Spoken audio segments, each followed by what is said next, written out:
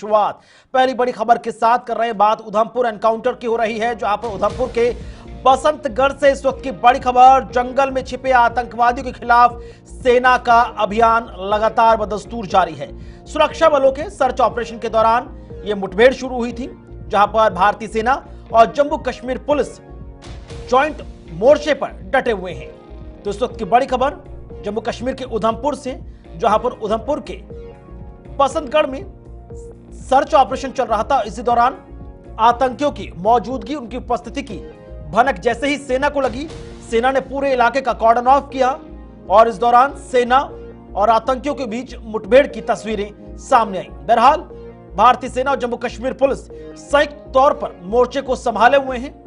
इस बीच खबर सामने आ रही है कि कई आतंकियों के यहां पर छिपे होने की जानकारी सामने आई है, लिहाजा सेना का ऑपरेशन इस वक्त चल रहा है जम्मू कश्मीर के उधमपुर में। तो बड़ी खबर जम्मू कश्मीर के उधमपुर के बसंतगढ़ से, जहां पर लगातार सेना ऑपरेशन ऑल आउट के तहत जम्मू कश्मीर के चप्पे चप्पे में आतंकियों को ढूंढ ढूंढ कर ढेर कर रही है। संवाददाता किशोर इस वक्त हमारे साथ सीधे ग्राउंड जीरो उधमपुर से जुड़ रहे हैं। किशोर, क्या कुछ जानकारी मिल रही है, जहां पर जंगलों के अंदर आतंकियों के छिपे होने की सूचना मिली और सेना ने मोर्चा संभाल लिया? देखिए कुणाल, लगातार इस इलाके की मैं बात करूं, ये बसंतगढ़ का इलाका है। इस इलाके के अंदर लगातार 5 से 6 महीने से जो सर्च ऑपरेशन था वो बड़े पैमाने पर चलाया जा रहा था।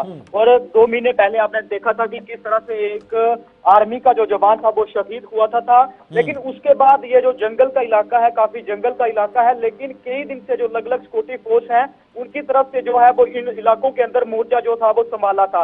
लेकिन सुबह सुबह एक बड़ा अपडेट आ रहा है कि इस इलाके के अंदर जो है वो सुरक्षा बल और आतंकियों के बीच जो है वो मुठभेड़ शुरू हुई है और अभी भी जो है वो उस इलाके के अंदर जो है वो मुठभेड़ शुरू हुई है। लेकिन दूसरी तरफ हम आपको ये भी बताते चले कि कई दिन से जो पुलिस प्रशासन की तरफ से कई लोगों को जो है वो पूछताछ के लिए उठाया जा रहा था, लेकिन जिस तरह से 3 जुलाई को श्री अमरनाथ यात्रा शुरू होनी है, उससे पहले इस बसंतगढ़ के अंदर इनकाउंटर शुरू होना कहीं ना कहीं इस तरह से अभी ये भी बताया जा रहा है कि 3 से 4 आतंकी जो है वो घेरे हुए हैं और पूरी तरह से इस इलाके के अंदर जो है वो हमारे सुरक्षा बलों द्वारा घेराबंदी की गई है। बिल्कुल किशोर, आपने कहा कि 3 से 4 आतंकियों की सूचना है, संकेत है, जिसके आधार पर सेना और जम्मू कश्मीर पुलिस ने जॉइंट ऑपरेशन चला रखा है। ज्योग्राफिकली इस पूरे इलाके को देखें तो कितना ये इलाका किस तरह का है, और वो भी तब जब मॉनसून चल रहा है? बिल्कुल, देखिए यहाँ पे चैलेंज काफी है कुणाल। जिस तरह से हमने देखा कि इस इलाके के अंदर बारिश काफी देखने को मिलती है, धुंध काफी देखने को मिलती है।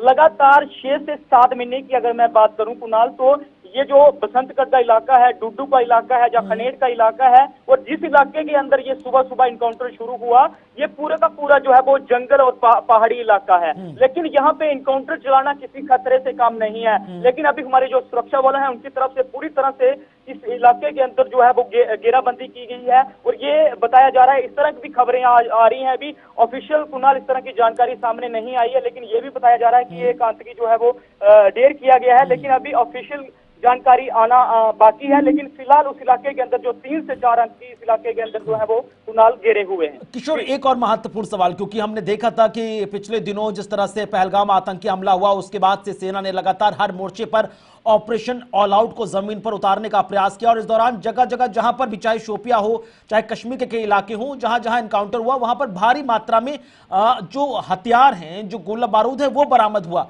कुछ ऐसे ही संकेत यहां पर भी नजर आ रहे हैं क्या किशोर?